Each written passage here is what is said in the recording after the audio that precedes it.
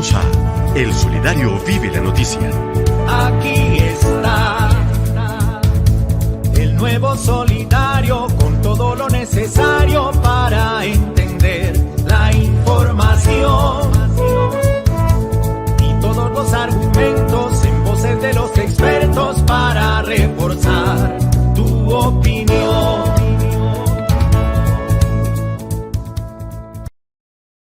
Siendo las 10:05 de la mañana, volvemos a esta segunda parte del programa en Solidario, con nuestros invitados y todo lo que se ha preparado en esta sección que se llama Vive la Noticia. El programa de hoy es muy importante, creo que ya lo mencionaba Chalo Álvarez ahí en esa creatividad musical que todos los sábados nos regala, y es que necesitamos hablar de paz, necesitamos hablar de nuestra coexistencia como colombianos y que obviamente como maestros y como integrantes de esas escuelas de paz y para la vida tenemos que obviamente replicar. Vamos a hablar hoy de la firma de los acuerdos de paz con el ELN, con avances, importancia y las proyecciones que vienen por una apuesta por la vida desde un proceso del gobierno de turno, que con todas las vicisitudes y con todos los inconvenientes, aciertos y desaciertos, creo que es importante traerlo a cotación precisamente porque es nuestro tema de coyuntura nacional. Pero nuestro invitado es muy especial, quiero que Paula lo presente y tengamos la posibilidad de hacer un diálogo y una conversación muy objetiva, muy clara, sobre todo para explicarle a nuestros oyentes cómo va ese proceso y qué es lo que está pasando al interior de esta dinámica de negociaciones. Así es, profe Salomón, usted lo ha dicho, queremos conocer cómo va ese proceso, las proyecciones que se viene con este tema de la firma de los acuerdos de paz, pero pues para eso hemos traído hoy un invitado que nos ayude a aclarar todas estas dudas, que nos ayude a contextualizar, y yo quiero darle la bienvenida a Henry Ortega. Pero ¿quién es Henry Ortega? Él es politólogo de la Universidad Javeriana con énfasis en resolución de conflictos e investigación para la paz. Excelente para este tema que vamos a trabajar hoy, y integrante del equipo Estado, Conflicto y Paz del CINEP. Agradecerle de antemano a nuestro invitado Henry Ortega por haber aceptado esta invitación al Solidario y por supuesto de que nos ayude a contextualizar un poquito este tema del cual a veces no tenemos mucho conocimiento y no vemos la importancia de este tema para todos los colombianos. Henry Ortega, tenga usted muy buenos días y muchas gracias por estarnos acompañando el día de hoy. Hola Paula, hola Salomón, buenos días. Muchas gracias a ustedes por la invitación.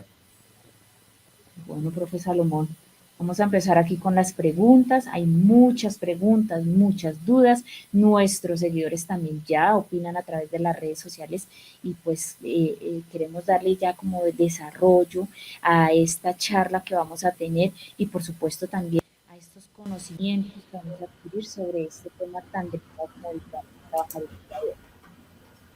Bueno, gracias Paulita, pero creo que tengo que hacer una consideración especial y es dar un agradecimiento muy especial a Henry Ortega, precisamente por su tiempo y la disponibilidad de colaborarnos con nuestro programa. Nosotros, Henry, somos un programa y lideramos un proceso alternativo desde las comunicaciones. Inicialmente fue un programa hecho por maestros y para maestros, pero nuestra cooperativa ha venido creciendo y ya son distintas las pagadurías, empleados que tienen cuentas por nómina que hacen parte de esta gran familia Cotraecún. Somos 33,000 asociados que a nivel nacional hacemos parte finalmente de este proceso. Así que, Henry, mil gracias y un fraternal saludo desde los micrófonos del Solidario.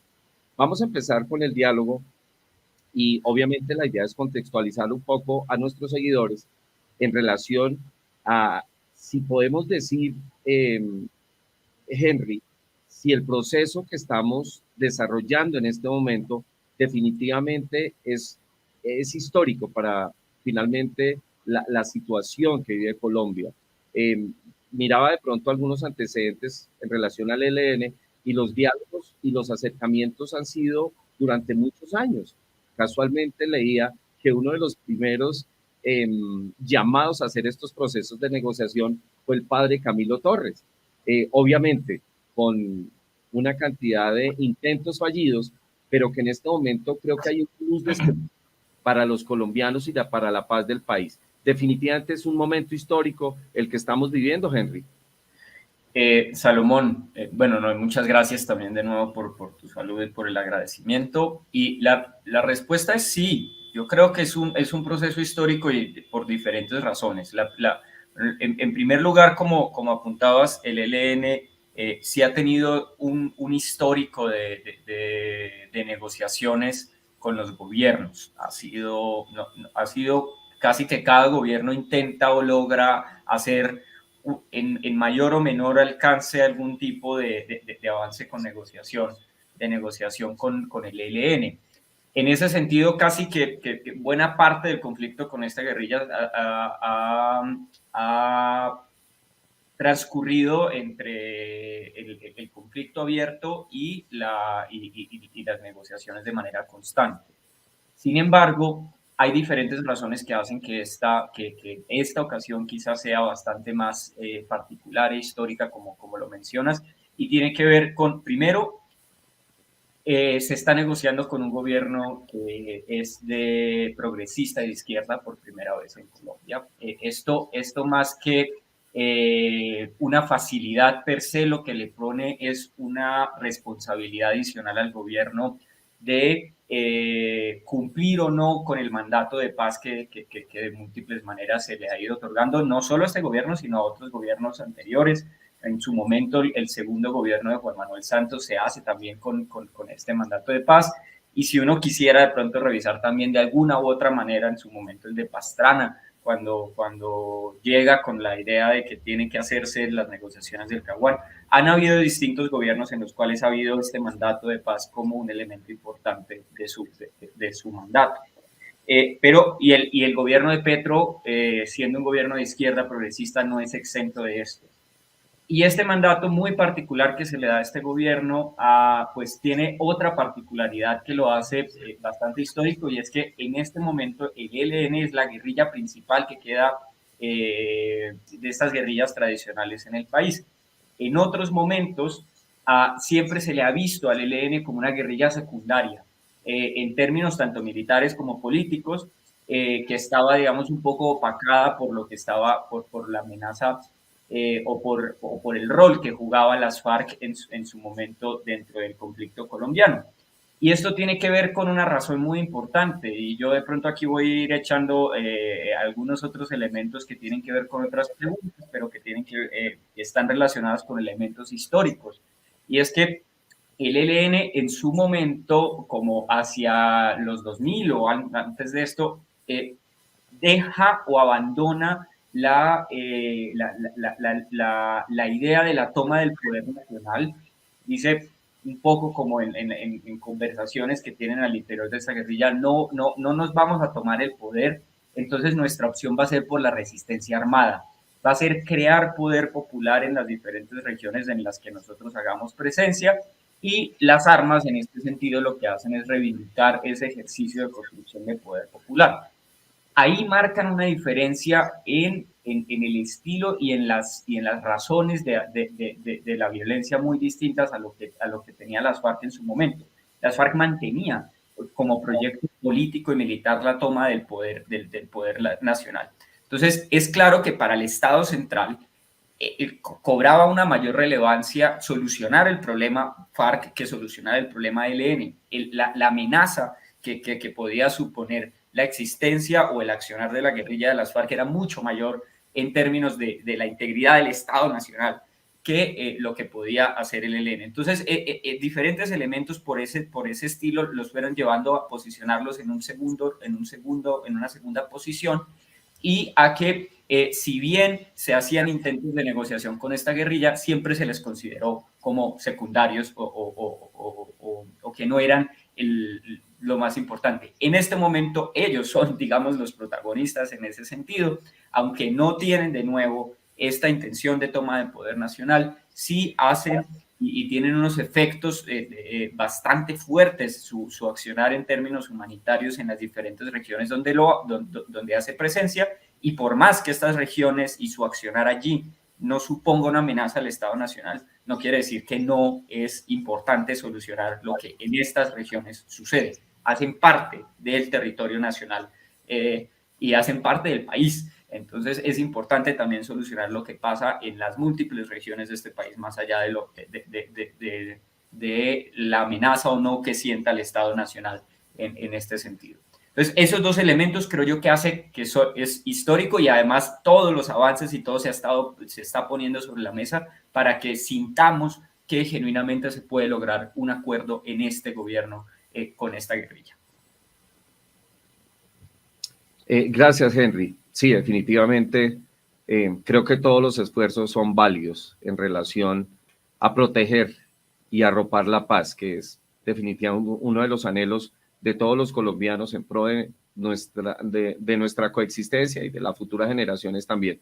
Para quienes acaban de conectar a nuestro programa, nos acompaña Henry Ortega, politólogo de la Universidad Nacional, también con un trabajo muy interesante que ha venido haciendo desde el CINEP, una organización muy importante que muchos de nosotros conocemos y que obviamente lidera toda esta parte de la defensa y la investigación en la historia de los derechos humanos en el país.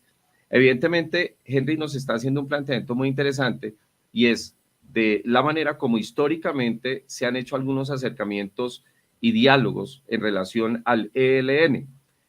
Obviamente, parte de ese proceso en este momento está sobre la mesa, y es precisamente la dinámica que empieza en Colombia, que continúa en México y que en La Habana tiene un aterrizaje muy particular.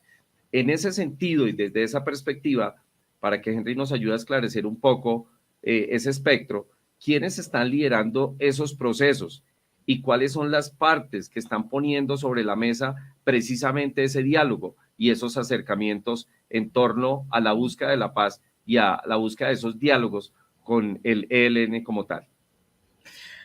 Pues bueno, yo creo que ahí hay una cantidad, digamos, bastante variada de actores que están bastante interesados en esto. Pues, digamos, evidentemente los actores principales en la mesa, que es la delegación por parte del gobierno, la delegación del ELN, diversos países que están funcionando como garantes y como facilitadores de la negociación, y también amplios sectores de la sociedad civil que están bastante interesados, sobre todo en lo que se viene ahora, que es un ejercicio de participación de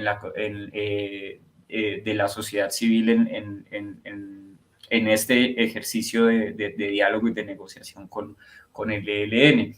Hay un elemento muy particular sobre el proceso sobre la representatividad. Esto es algo que nosotros hemos señalado en algunas revisiones que hemos hecho sobre esta negociación en el CINEP, y es que puede parecer bastante paradójico que el gobierno colombiano, la delegación del gobierno colombiano es bastante variopinta. Uno encuentra allí a representantes de la izquierda como Iván Cepeda o María José Pizarro, con unos elementos, con una posición al interior de esta delegación bastante importante, pero también a representantes de sectores más tradicionales desde la derecha, como José Félix Laforí desde Fedegan. Y digamos que esto en su momento, esa noticia causó como un poco de revuelo, como bastante entendible, pero lo hemos visto como un acierto bastante importante por parte del gobierno de Petro, porque llevar, digamos, a sectores bastante diferenciados en esa negociación lo que hace es blindar justamente el proceso de negociación para que sectores que eventualmente pudiesen demostrarse en desacuerdo o algo por el estilo, como sucedió con el gobierno de las FARC, pues tuvieran menos incentivos para mostrarse en desacuerdo frente a esto. ¿Sí? Es muy bien sabido que hay múltiples sectores pues, de la derecha que no han estado muy de acuerdo con que con estas salidas negociadas con las guerrillas. Y entonces meter allí a un personaje como José Félix Laforí empieza a blindar y a decir, oigan, Los ganaderos en este sentido tendrían que tener menos incentivos para sabotear o para estar en contra de esto porque su mayor representante hace parte del proceso de negociación. Eso obviamente implica, eventualmente, si se llega al acuerdo, que tanto se puede mantener, digamos, esa afiliación o ese respaldo de estos sectores al proceso. Pero mientras tanto, en el proceso mismo de negociación, eso es un acierto bastante grande.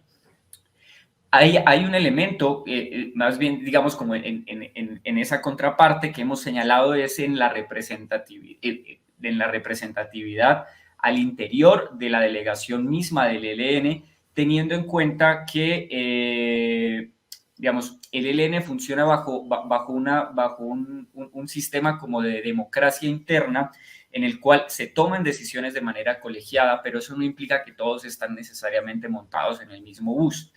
Y si bien se respeta y se acata la decisión general o mayoritaria que haya quedado, algunas de las estructuras pueden estar con ciertos desacuerdos dentro de las decisiones que se están tomando en el ejercicio de ir a negociar y de la forma como se está negociando. Lo que nosotros hemos señalado es que si bien la delegación es legítima y representativa al interior de toda la organización, se debe procurar porque esos frentes que pueden tener algunos desacuerdos tengan una representación más directa y concreta y clara al interior de la mesa de negociación, justamente para blindar el proceso y reducir, digamos, posibilidades de que se muestren en desacuerdo, ¿no? No es, de nuevo, repito, no es porque la que está por parte de él no es legítima, sino que puede ser aún más al interior de su misma estructura. Y eso tiene que ver con dos estructuras muy específicamente, el Frente de Guerra Oriental en el Arauca y el Frente de Guerra Occidental en el Chocó, que además ha sido el frente que más se ha demostrado, digamos, como en desacuerdo rebelde con algunos de los procesos de negociación que se han dado desde diciembre del año pasado hasta ahora. Cuando la organización declara un cese al fuego, este frente ha declarado, por ejemplo, paro armado. Hace unos meses hacía una carta en la que como frente se demostraba en desacuerdo con lo que estaba pasando en La Habana. Entonces son unas señales que empiezan a generar una preocupación de que algunos de estos no estén lo suficientemente o no se sientan lo suficientemente representados. Ese es un elemento que nosotros hemos señalado allí como importante para tener en cuenta, no para entorpecer lo que ya está sucediendo, sino para blindar y fortalecer aún más lo que se puede dar. Muchas gracias, Henry. Definitivamente es un proceso que no es fácil, eso pues obviamente no es un secreto para nadie, estamos hablando de un movimiento y un proceso de insurgencia de más de 5 décadas, con intentos fallidos de diálogos, que como los mencionábamos, hubo un acercamiento muy especial en la época de Juan Manuel Santos en 2017, pero finalmente fue fallido y creo que obviamente quienes se acogen van a ser finalmente las FARC. No obstante, creo que parte de lo que nosotros también debemos conocer es también como la trayectoria y la historia. En ese sentido, creo que es valioso ahondar un poco en estas dinámicas. Paula tiene también una información interesante al respecto que quiere compartir y dialogar con usted, Henry, en estos momentos. Así es, profe Salomón, y a nuestro invitado Henry. Bueno, aquí las preguntas y la participación a través de nuestras redes sociales también ha sido muy importante, y yo invito a todos nuestros seguidores que están ahí que no se retiren de nuestro tema, que estén ahí muy conectados, porque es que es un tema de interés, es algo que nos concierne a nosotros como colombianos. Es muy importante que nosotros estemos contextualizados y sepamos de qué se tratan estos acuerdos, qué es lo que se propone, en qué condiciones estamos, si va a prosperar, si no, cuáles son las ventajas, desventajas. Tenemos que saber muchas cosas para que no nos pase lo que siempre nos ha pasado, y es que nos diversifiquen esa información, de que los medios nos estén como contaminando de ese amarillismo, Por eso tenemos que estar muy contextualizados y saber de estos temas. Entonces, estemos ahí conectados. Y bueno, yo rápidamente quiero leer aquí alguna participación de nuestros seguidores. Y Carlos Eduardo Moya nos dice: estoy de acuerdo con la paz, pero los guerrilleros deben pagar por sus atrocidades, que se sometan a la justicia, paguen sus crímenes y regresen, debe ser aquí, resocializados. Freddy Amaya también. Freddy Amaya nos hace aquí una pregunta y yo se la voy a hacer a mi invitado junto con otra pregunta que tenemos aquí. Henry, yo sí quiero que, bueno, muchas veces nosotros como colombianos estos temas los hemos dejado de lado y creemos que esto no nos concierne y estamos muy equivocados. Yo quiero que coloquemos un poquito como en contexto a todos nuestros seguidores y mencionemos un poco sobre la historia desde el origen y el accionar del ELN. Hablemos de ese origen, cuál fue el legado, por supuesto, también de Camilo Torres Restrepo y este grupo insurgente. Y a esto le uno la pregunta que hace Freddy Amaya y dice: en las negociaciones, ¿qué es lo que está buscando o qué es lo que propone el ELN? Porque muchas veces esto no lo sabemos. Bueno, allí son varios elementos, ¿no? Bueno, frente al primero, yo creo que al primer comentario, es muy importante señalar eso. Los procesos de negociación deben tener como objetivos concretos dos elementos muy puntuales, y es desescalar el ejercicio de la violencia en el país, y en este caso muy puntual además es quitar la idea de sacar las armas de la política como último digamos, reducto de grupo armado que justifica su acción armada a partir de un ejercicio político. Es terminar de sacar las armas de la política en el país. Esto supone, de cara hacia el futuro, evitar nuevas víctimas y nuevas violaciones a los derechos humanos, violaciones al medio ambiente y demás. Pero también deben tener, como claramente lo expresa pues el oyente, es una responsabilidad directa con la reparación y con el ejercicio de las víctimas. Creo que sin duda alguna esos son dos principios motores que deben regir y movilizar todo ejercicio de búsqueda de acuerdo de paz. Y ahora, digamos, me preguntaba sobre, digamos, los elementos, los legados del ELN. ¿Cuál era la segunda pregunta, perdón? Hablar, digo, mencionemos un poquito como ese legado de Camilo Torres Restrepo. Sí. Listo. Pues, digamos, esta guerrilla tiene un elemento muy particular en su proceso de creación, a diferencia de las FARC, y es que las trayectorias son un poco distintas. Voy a hacer una ejemplificación bastante burda, pero creo que nos puede servir para la comprensión. Las FARC nace como un grupo de autodefensas campesinas que sienten que les están siendo atacados y negados, que les están atacando militarmente, pero además les están negando una participación política, y son campesinos que se arman, que se defienden y que posteriormente encuentran su ideología, ¿sí? Que en ese ejercicio de construcción de su ejército, de politización, encuentran una ideología después en el marxismo y posteriormente en el bolivarianismo como tal y demás. Pero con el ELN ocurre algo al revés. Es un grupo particularmente de personas urbanas que, politizadas e ideologizadas, sienten que el sistema político los saca y no los permite entrar, y buscan las armas. Entonces, el ejercicio es al contrario. Son grupos de jóvenes urbanos que se van hacia algunas zonas rurales del país en busca de antiguas guerrillas liberales de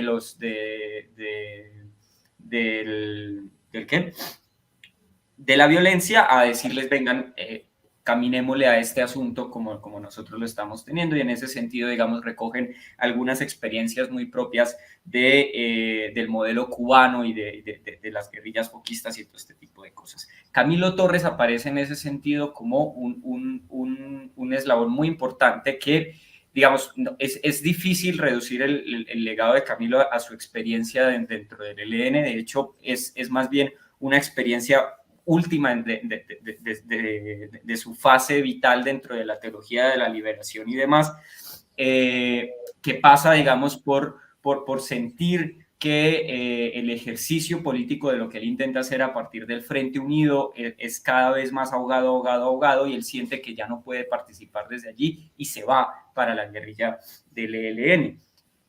La participación no solo de Camilo Torres, sino también de otros curas como el cura Manuel Pérez, e incluso también de algunas monjas radicalizados que se van y que agarran las armas y demás, le imprime al ELN algunos elementos muy importantes dentro de su ethos heleno. Y es que no solamente tienen esta relación, digamos, como con algunos valores un poco cristianos, sino que se asumen a sí mismos desde una lógica de sacrificio, ¿sí? Es muy propia del cristianismo y también sí, como elementos muy de la teología de la liberación y demás, y es que ellos muchas veces esa aura camilista dentro del ELN hace que ellos no se sientan que están perdiendo una batalla o de que tienen un afán en hacerlo, porque es un proceso de largo aliento y donde ellos se sacrifican por las causas que ellos dicen defender. Entonces, esos elementos muy propios del cristianismo se imprimen gracias a partir de esos legados propios de Camilo Torres.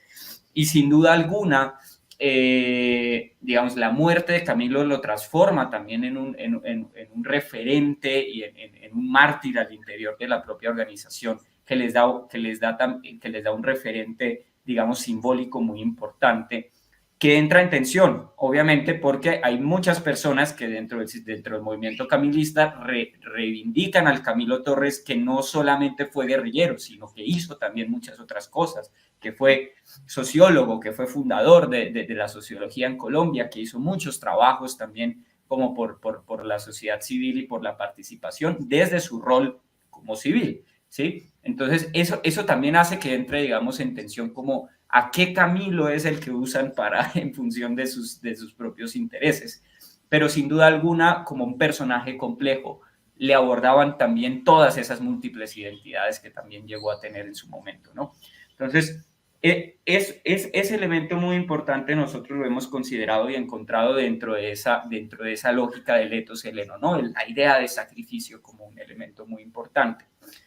Y claro, digamos, eso se mantiene hasta el día de hoy, donde están en este proceso de negociación, y aquí puedo pasar de pronto a responder también tu otra pregunta sobre qué es lo que quiere el ELN, porque justamente a veces no logramos entender muy bien qué es lo que quiere el ELN, ¿no? Porque en su lógica y en su discurso es como necesitamos la transformación estructural de todos los problemas en Colombia para que nosotros entreguemos las armas. Pero bajo esa lógica, pues probablemente nunca las puedan entregar, porque la transformación plena y absoluta de todos los problemas que ellos dicen reivindicar es un proceso bastante de largo plazo y que es difícil que digamos, se pueda lograr de la noche a la mañana.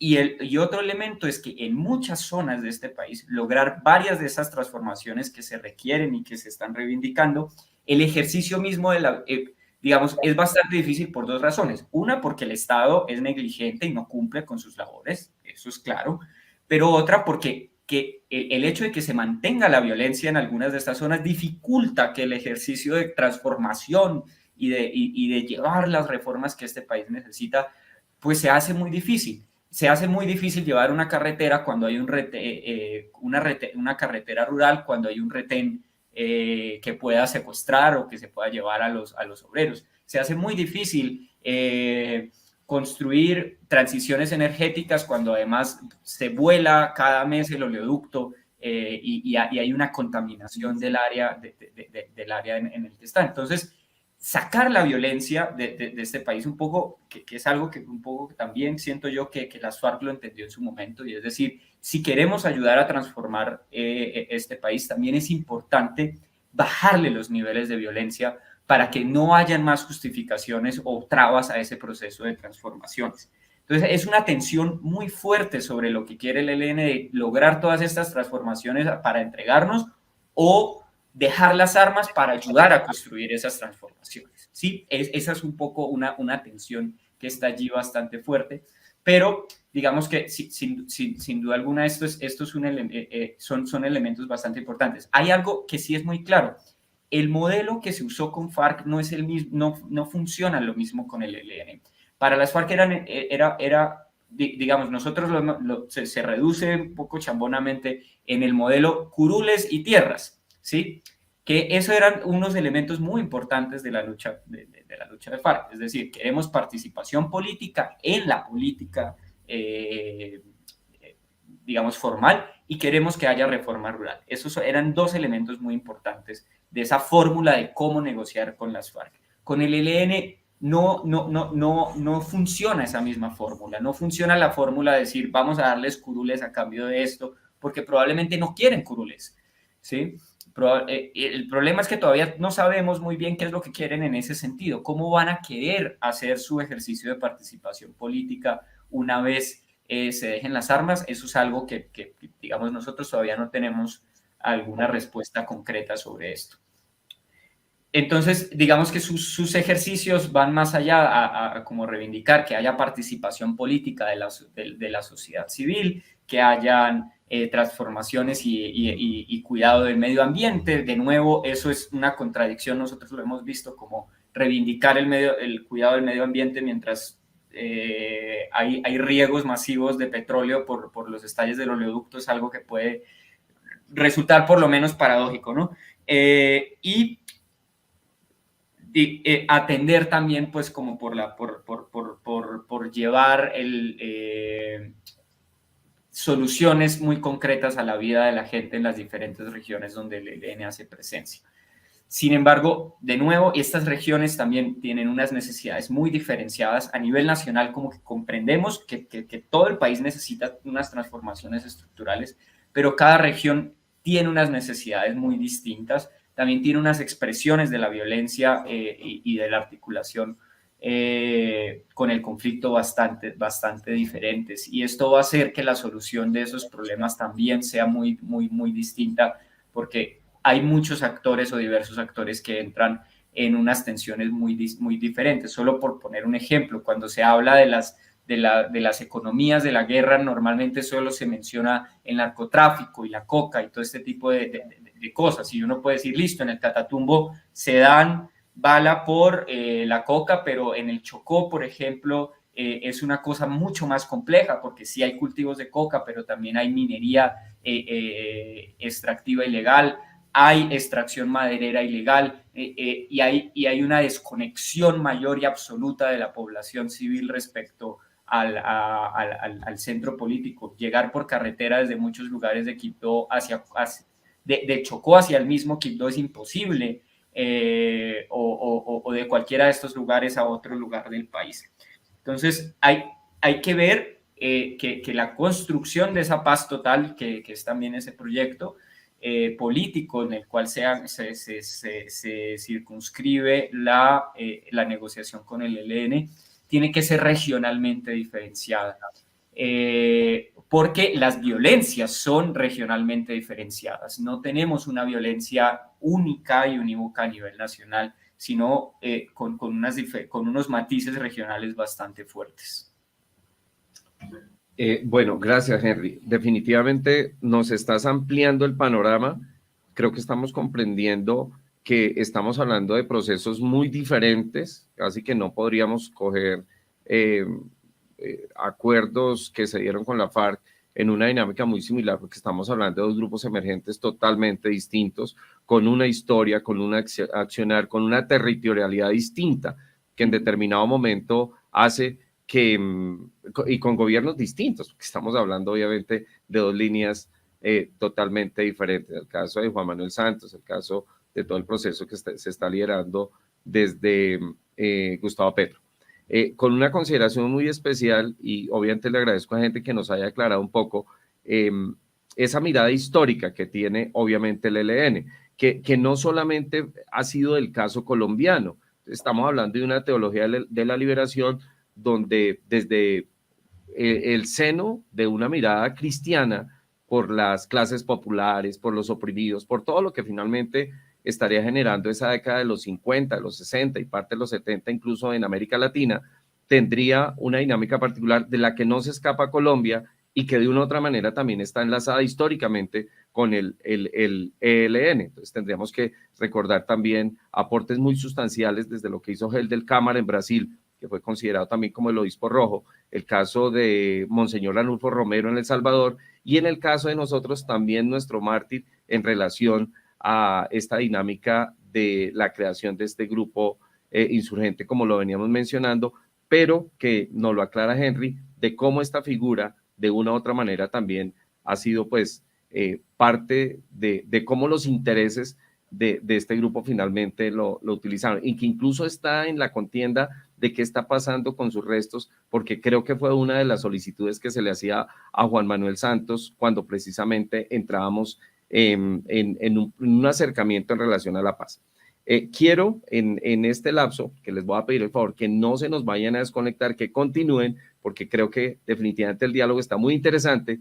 Mandar unos saluditos muy especiales a Emerson Maecha, a Lilia Spitia, a Lola Ramírez, a Alberto Martínez, a John Alexander Botello, a Carmen Castillo, a Fabiola Narváez, a muchas personas que nos están escribiendo y están casualmente felicitando el trabajo que Henry nos está compartiendo en este momento. Entonces vamos a hacer una pausa de un minutico, siendo las 10:39 de la mañana, para que continuemos después de este minutico en este diálogo tan interesante en torno a los diálogos con el ELN. Empezamos nuevamente aquí con nuestros seguidores que están muy conectaditos con este tema, muy bien, con nuestro invitado también.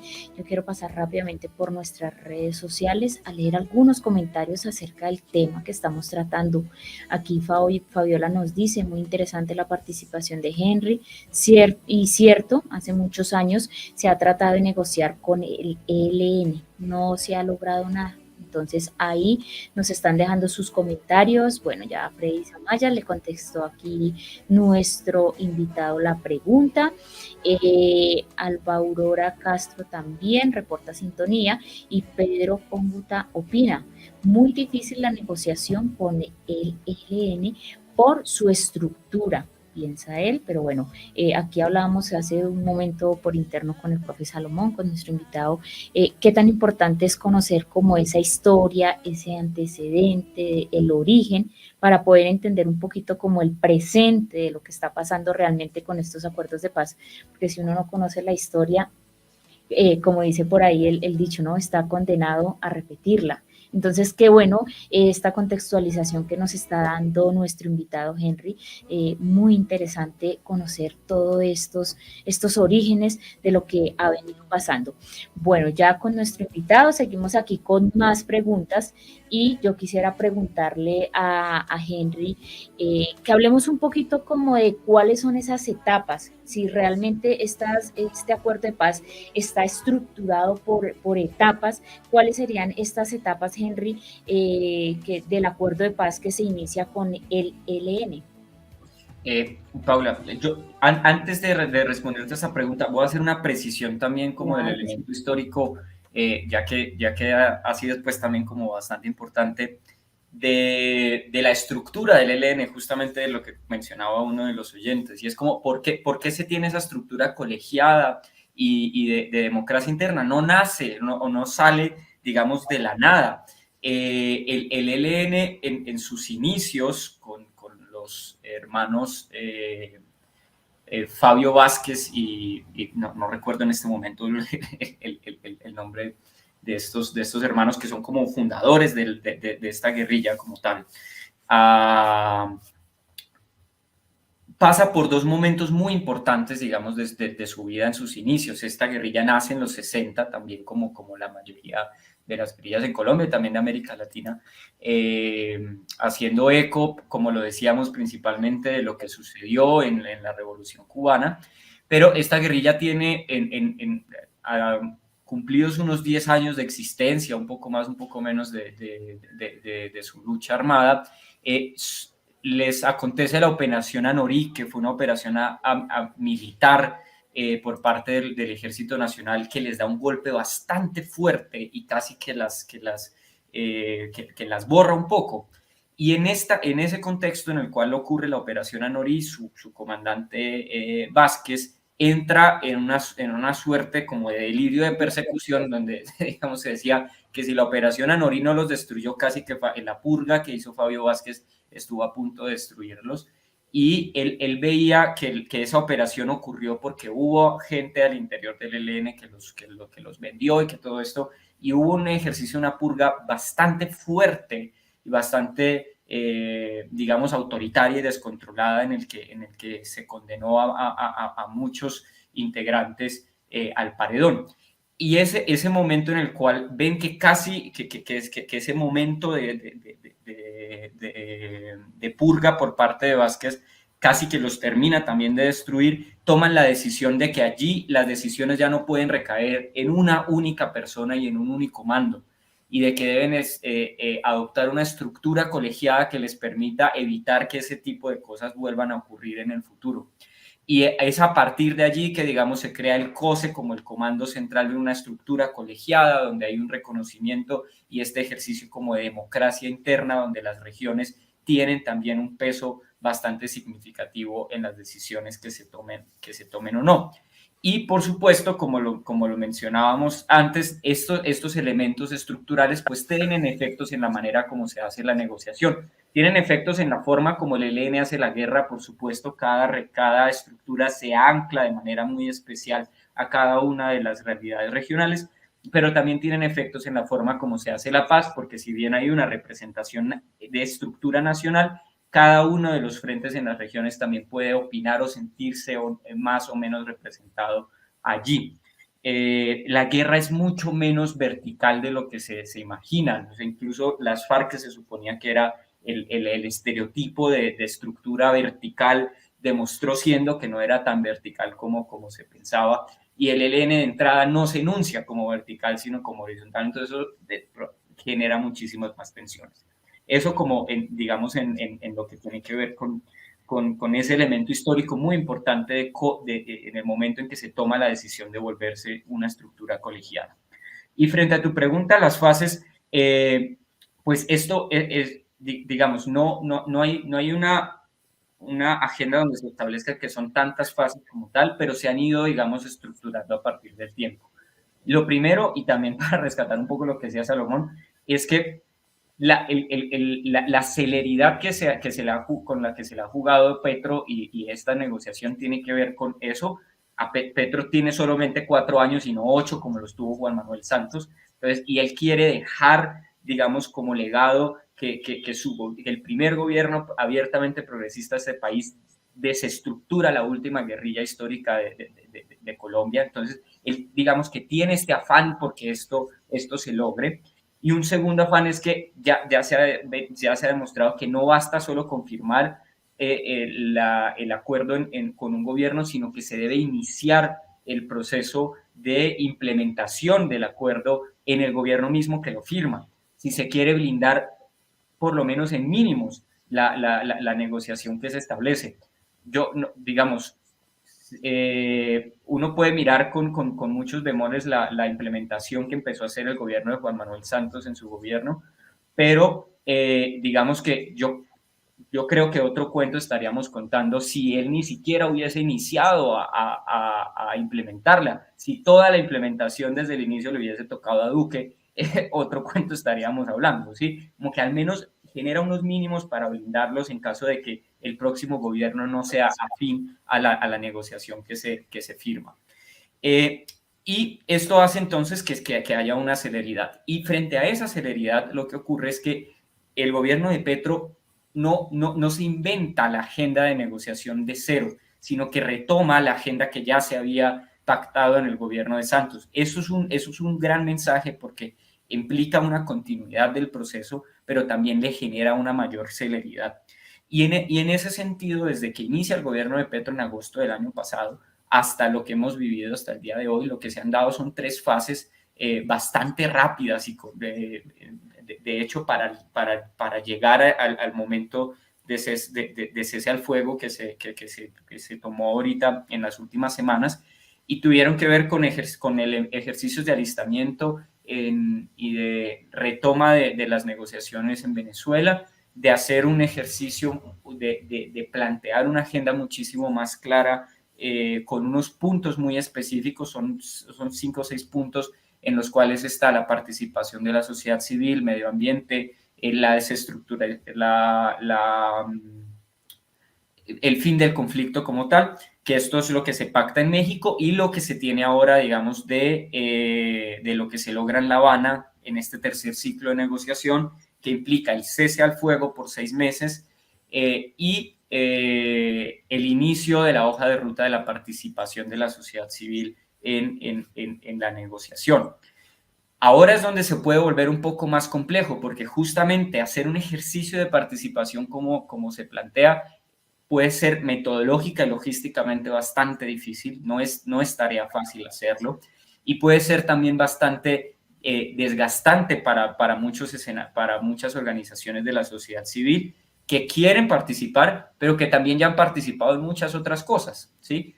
Es muy probable que allí no nos encontremos con nada nuevo, que ya sepamos un poco lo que estas poblaciones o lo que la sociedad está pidiendo. La gente ya lo ha dicho en la participación en los PEDET, la gente ya lo ha dicho en la participación del Plan Nacional de Desarrollo, y ahora digamos que la demanda adicional que nosotros sentimos que se propone allí, más allá de los cambios o las necesidades estructurales, es la necesidad de anclar este proceso de participación a acuerdos humanitarios que reduzcan los efectos de la violencia en las regiones, aun cuando no se haya firmado todavía la paz. Esa es una demanda que la gente tiene, como obviamente hay unas demandas estructurales de vías, de educación, de salud, de diferentes cosas que hay que ir atendiendo, pero hay una demanda muy concreta en un presente muy inmediato, y es: no queremos vivir bajo la zozobra de la guerra. Y eso tiene, digamos, un mandato bastante directo a todas las partes en conflicto allí. Entonces, esta fase se supone que va a durar hasta 2024, digamos, como va a ser un poco la más prolongada, y se esperaría que hacia mayo de 2025 ya esté todo saldado. Petro dice que él quiere que ya para esa fecha se firme, pero el ELN dice: no, para esa fecha a duras penas tendremos los 3 primeros acuerdos. Y de nuevo, teniendo en cuenta la posición de las dos partes, se entiende por qué hay afán por parte de uno y por qué hay un poco, digamos, como no tanto de afán por parte del ELN, como que los tiempos que ellos manejan no son los cuatrenios de los gobiernos, pero yo creo que al ELN le conviene muy bien entender que vale la pena, si se va a firmar o si se va a avanzar tanto en un acuerdo con el gobierno de Petro, que se inicie la implementación en este gobierno y no esperar al próximo, porque no sabemos lo que venga. Y es, Henry, creo que usted ha sido muy puntual en relación a esa apuesta que tiene el gobierno en este momento. Lo hizo Juan Manuel Santos en su gobernanza, con todas las críticas de toda la línea uribista que estuvo, pues obviamente, cuestionando fuertemente esos acercamientos. Pero antes de la pregunta, quiero dar un agradecimiento muy especial a John Ramírez Botello, que nos habla ahí sobre lo que significa definitivamente esa apuesta de la paz total, a Clara Milce Salgado Vivas, que nos habla de que la esperanza es lo último que se pierde, a las reflexiones pedagógicas y políticas que nos han seguido acá, donde también nos está haciendo unos aportes muy interesantes acerca de la historia y el papel que ha jugado el ELN en este país. Creo que sin sus comentarios, sin su audiencia, nuestro programa no sería posible. Pero creo, a mi juicio, que ahorita vamos a entrar en un terreno muy particular, y en este proceso ya de finalización de nuestra entrevista, que se ha pasado el tiempo volando, Henry, pero muy interesante desde sus apreciaciones. Y es que las críticas, la oposición, no solamente a Petro, sino a toda su política de gobernanza, pues para nadie es un secreto que se veían venir. Lo que no entendemos en este momento es por qué los medios y la misma oposición desde su matriz mediática terminan siendo tan despectivos y poco esperanzadores en este momento tan importante para la historia de Colombia. Entonces, sí tiene que ver obviamente con una disparidad y una diferencia ideológica. Lo que pasa es que la estamos viendo de una manera muy rampante. ¿Por qué esas críticas tan mordaces en relación, como lo dice Clara Milce, a la esperanza? Uy, pues Bueno, esto ya voy a entrar a decirlo más desde mi punto, ¿no? No tanto desde lo que hemos investigado allí en el equipo, pero tiene que ver mucho con que claro, los medios, y lo entendemos, creo que es la razón también por la que estamos acá, son una herramienta con demasiado poder, ¿no? Y esa capacidad de masificación del mensaje, pues hace que pueda desbalancear con cierta facilidad lo que la opinión pública, y eso tiene efectos bastante fuertes en el ejercicio de gobernabilidad de cualquier mandatario, ¿no? Y yo creo que lo que se agarran de allí es de un elemento bastante importante, y es que las negociaciones con las guerrillas no han sido siempre una cuestión con mucha popularidad. Es bastante complejo, porque sin duda entendemos que la solución del conflicto armado, desde el conflicto armado, desde la violencia, lo que genera es más violencia, y nunca nos ha dado esa solución absoluta de rendición de alguna de las partes, y que la negociación es la mejor salida en ese sentido, siempre y cuando, como lo decíamos, vaya en función de eso, de sacar las armas de la política, pero también de una disposición genuina y concreta de la reparación de las víctimas y de las garantías de no repetición. Pero eso no es muy popular. Es bastante contradictorio que esta idea que apunta a la reparación de las víctimas y de que no haya más violencia no sea tan popular, y es fácil agarrarse entonces de allí para aprovechar esas impopularidades y ponerlas en función de una matriz de opinión. Y esto, pues teniendo en cuenta también con todo lo que ocurre con todo el gobierno, ¿no? La crítica principal al gobierno de Petro no nace solamente del acuerdo de paz que se está buscando con el ELN, sino también en sus múltiples, digamos, agendas de transformación y demás. Entonces, yo creo que además hay un elemento muy importante, y es que hay una necesidad de generar esas transformaciones con la rapidez y la contundencia que la sociedad lo demanda, porque por eso lo eligieron. Y en ese ejercicio se presentan también muchas fallas de comunicación desde el gobierno mismo, que le ponen la tarea fácil también a muchos medios que están en contra del gobierno, ¿no? Entonces, frente a lo que sucede con el ELN, para hacerlo muy concreto, una cosa dice el presidente, luego la mesa dice otra cosa. Entonces el presidente dice, sí, vamos a hacer cese al fuego en enero, pero la mesa sale diciendo, no, esto nunca lo pactamos. Entonces hay unas fallas de comunicación en esa necesidad de hacer de la celeridad en el asunto, que le ponen la tarea fácil también a veces a los medios de oposición.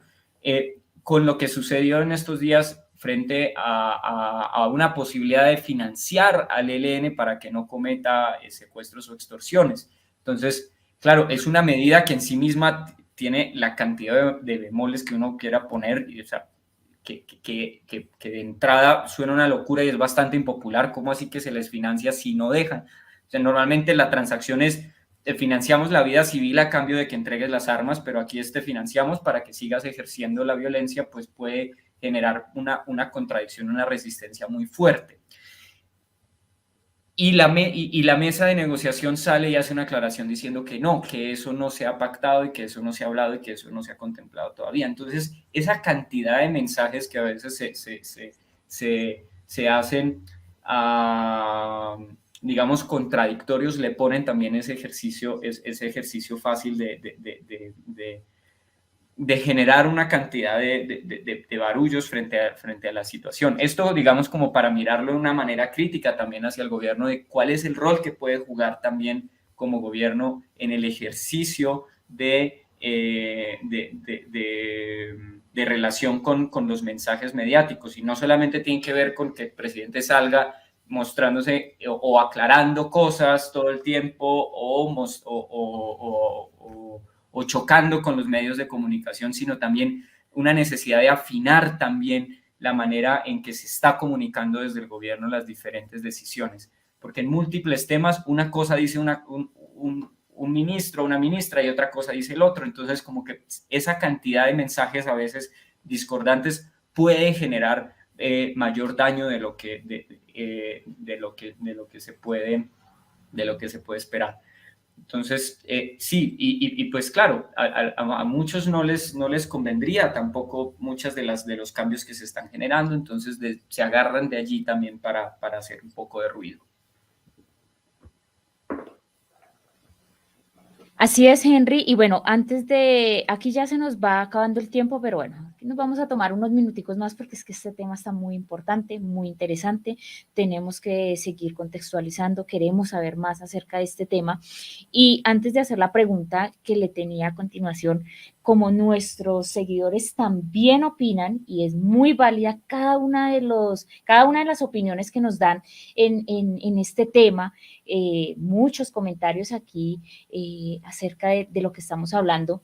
Dani Gar nos dice, sigamos jugando a la paz, pero de acuerdo a esta pregunta o a este comentario, a esta opinión que nos dice Dani Gar, Henry, ¿será que de pronto con todos estos ires y venires, en este tire y jale, en cosas que no se han podido concretar en este acuerdo de paz, ¿será que de pronto estamos entrando en ese juego o esto será un juego a la paz o hay cosas que realmente sí tienen una salida y no se podría tomar como un juego? O sea, ¿qué opinión le merece este comentario o esta opinión de nuestro seguidor? ¿Será que sí estamos jugando a la paz? Es muy interesante, ¿no? El doble uso de la palabra juego, ¿no? Como yo creo que hay que jugarle a la paz en tanto el juego sea una apuesta, ¿no? O sea, apostarle a la paz, pero no jugar con la paz, obviamente, porque es una demanda y una necesidad bastante concreta de la sociedad. Es difícil y digamos, en buena medida, la idea de paz total, como también para dar allí unos esbozos en este cierre, es una agenda tan necesaria como ambiciosa, ¿no? Y eso genera mucha contradicción también, porque cuando algo es muy necesario, pero es muy ambicioso, quiere decir que no siempre se logra lo que esa ambición busca, ¿no? Y no siempre se logra que todos los elementos que se están buscando allí. Y digamos, la paz total puede entenderse de maneras muy complejas, pero hay un elemento muy importante entre la paz total y es la negociación con las múltiples estructuras violentas del país para tratar de desarticularlas a todas al mismo tiempo o con la mayor cercanía posible, entendiendo que muchas veces cuando se desactiva un grupo armado o la violencia de un grupo armado, la persistencia de los demás hacen que la violencia no desaparezca en los territorios o que incluso pueda llegar a aumentar por el desequilibrio que genera la salida de un grupo. Entonces, por supuesto que es muy necesario esa apuesta de, venga, negociemos con todos para ver si tratamos de sacarlos a todos del ejercicio de la violencia y así podemos lograr un mayor impacto. Pero tener tantos frentes, ya no de batalla, sino tantos frentes de paz abiertos al tiempo, hace que el ejercicio y la cuestión sea muy difícil, porque implica no solamente que las decisiones de una negociación con otra no se toquen y no se choquen, sino también implica un ejercicio de capacidades burocráticas y humanas muy concretas, por ejemplo. Y esto lo digo más allá de cómo uno lea el trabajo o no del Alto Comisionado para la Paz, es humanamente imposible que recaiga en una sola persona la responsabilidad de hacer 9 negociaciones al tiempo, ¿sí? Como que es bastante difícil y es una carga bastante pesada en un grupo de funcionarios públicos muy concretos que están a cargo de la logística de todo el proceso de negociación, ¿sí? Entonces, hay que buscar las maneras en que a jugar o apostarle a la paz se haga con los mecanismos más idóneos posibles para que justamente por apostarle a la paz no terminemos, digamos, generando algunas cosas no deseadas, ¿no? Como que se incrementen violencias en los territorios o demás. Pero sin lugar a dudas es un momento muy propicio para eso. Y hay que seguir apostándole desde todas las esferas. Así es, Henry, muchas gracias. Y antes de ir ya el profe Salomón con esa última pregunta para finalizar en un minutico, Henry, yo quiero que usted me defina en 2 o 3 palabras qué podemos resaltar de nuestro presidente Gustavo Petro, pues en relación a Colombia, ¿no? A nuestro país, en cuanto a la proyección como ponencia de la vida. 2, 3 palabritas, definámoslo. Pues es un ejercicio es esperanzador y soñador, sin duda alguna, y bastante difícil de ejecutar, la verdad.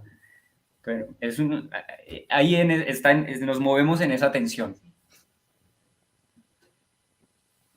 Henry Ortega del CINEP, mil gracias por acompañarnos y por ayudarnos a esclarecer algunos interrogantes que en últimas nos terminan generando también más preguntas. Es decir, abordar esto no es sencillo y el proceso, estos acercamientos del diálogo de paz, mucho menos. Lo decíamos ahorita, 6 décadas y tenemos 3 años en este proceso, en esta dinámica del gobierno, a ver qué va a surgir, qué va a pasar. Yo quiero hacer un comentario, Henry, ya para cerrar, y obviamente agradeciendo toda la explicación y toda la dinámica con la que nos has acompañado el día de hoy. Y es también desde mi mirada como maestro, y es un pueblo que salga del conflicto, una vida que se salve, creo que ya es un argumento para decir esto vale la pena, porque esa vida puede ser la de tu familiar, la de tu pariente, la misma tuya. Entonces creo que todos los esfuerzos y todas las manos, las ideas que se junten en torno a la paz, a esas escuelas de esperanza y a escuelas de la vida, creo que todo esfuerzo por la paz vale la pena. Quienes hemos trabajado en conflicto, quienes hemos hecho investigaciones en campo, sabemos del otro horror de la guerra, que no es el que vivimos en nuestras ciudades, porque en nuestras ciudades estamos viviendo una inseguridad y un conflicto urbano que también nos trae en medio de la zozobra. Pero en el caso de las zonas rurales, de las zonas apartadas, de las zonas olvidadas también por el mismo Estado, creo que viven otra tragedia y otra vida distinta a la percepción que nosotros vemos desde una pantalla de televisión, porque es diferente. Así que recojo algunos de los comentarios y es que la esperanza y la paz para nuestros hijos, para nuestros estudiantes, para las nuevas generaciones, sigue siendo una apuesta que definitivamente vale la pena. Mil gracias, Henry. Estos micrófonos siempre estarán abiertos cuando quieran visibilizar procesos del CINEP, cuando quieran trabajar temas desde la pedagogía que hace el CINEP. Bienvenidos a estos micrófonos. Paula también te quiere agradecer y con ello vamos cerrando este programa tan interesante y sobre todo tan rico en opiniones. Mil gracias a los docentes, a los seguidores que nos estuvieron apoyando ahí también con sus comentarios. Así es, gracias, profe Salomón. Bueno, se nos quedaron muchísimas preguntas por fuera. Esto es un tema bastante extenso, pero antes de irnos, yo quiero que nuestro invitado Henry en un minutito le regale ese mensaje a todos los maestros que nos escuchan y dentro de ese mensaje también cómo crear esa conciencia, cómo podemos llevar este tema, como es tan importante la paz a las escuelas, Henry, cómo podemos implementar estos temas que se deben tratar desde la escuela y pues también como invitar a los maestros a que hablen en sus clases de un tema como es la paz, ese propósito de búsqueda de la paz para los niños. Entonces, ese mensaje final para todos nuestros seguidores, para los maestros, para padres de familia, para todas las personas que nos escuchan en este momento, Henry. Bueno, Salomón, Paula, muchísimas gracias y sí, estaremos aquí también cuando quieran de nuevo hacernos este llamado. Y para todos y todas las maestras y maestros pues de Colombia que nos están escuchando, es pues valorar sin duda alguna el rol que ustedes tienen en la transformación social y de este país.